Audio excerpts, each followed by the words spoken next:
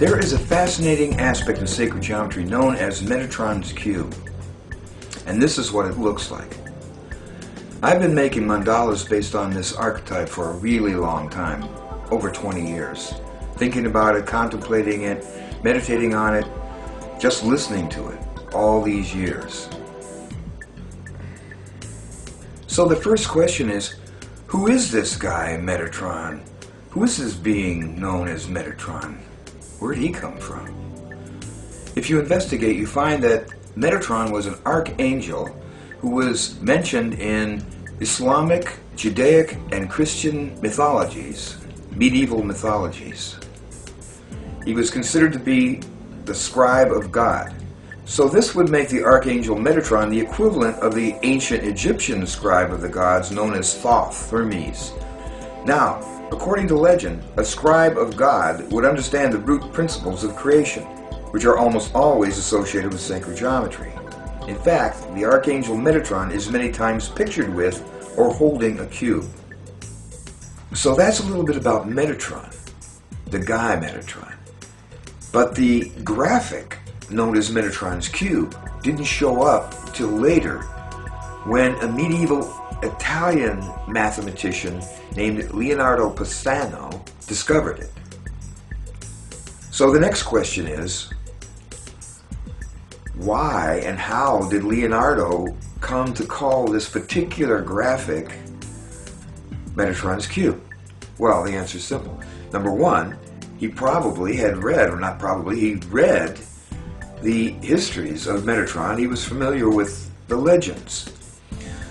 And number two, he was also familiar with sacred geometry, probably initiate in one of the schools, one or more of the schools, that held those secrets. So between those two things, it points to the connection that Metatron's cube has with sacred geometry. And it traces right back to nature's first pattern and the 13 very special circles that are found inside the fourth consecutive circle of nature's first pattern. That's where it comes from. And when you connect the centers of those 13 circles, you get Metatron's cube. Oh yeah. Leonardo Pisano discovered, and this is the really cool part, Leonardo Pisano discovered that you could create an illusion of all 5 of the Platonic solids in this graphic that he had discovered. And he called it Metatron's cube.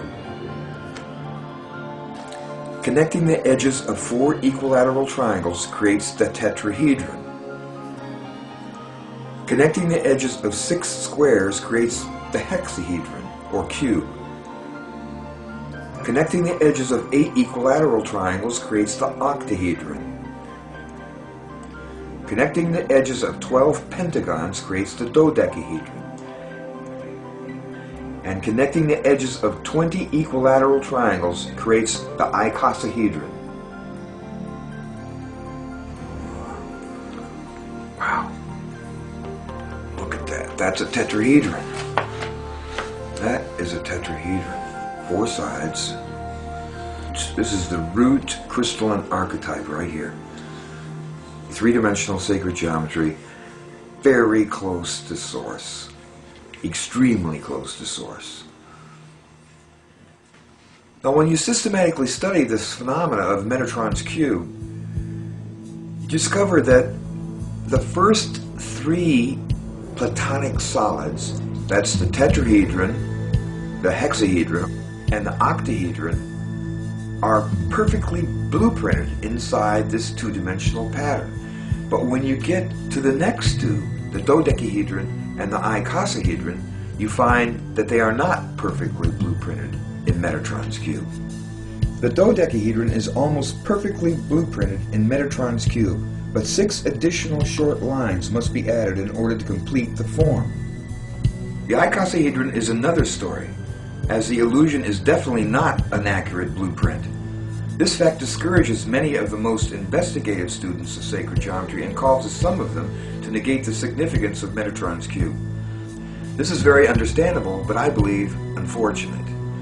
So one of my major goals for this piece is to reestablish the credibility of Metatron's cube. And this is the whole key right here. Metatron's cube is a transcendental form. It naturally reduces in size, smaller and smaller and smaller Metatron's cubes, and larger and larger and larger Metatron's cubes, all relating to one another empirically, expanding all the way to infinity and all the way into infinity. And with the additional centers that those transcendental aspects of Metatron's cube create, it's very easy to get a perfect blueprint of both the dodecahedron and the icosahedron.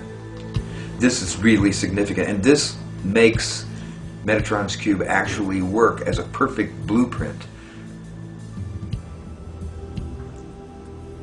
Now this is the most interesting and esoteric point as far as I'm concerned. Metatron's cube beautifully illustrates the mental nature of the universe through this unfolding of two-dimensional realities into three-dimensional realities. Very interesting, very important. To back that up, let me read this little paragraph and tell you a story about the invention of the piano. That's a good one.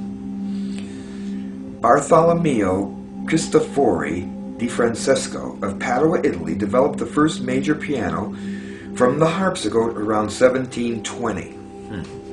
This major innovation was conceived when the inventor experienced a blinding flash of revelation, which he called the pianoforte. So I can imagine that Bartholomew woke up one night out of a dead sleep, wide awake. He says, "Maria, Maria, I've got it! I've got it! We'll strike the strings with little hammers. We won't pluck them. No, we won't. We'll strike them with little soft mallets. This is big, Maria."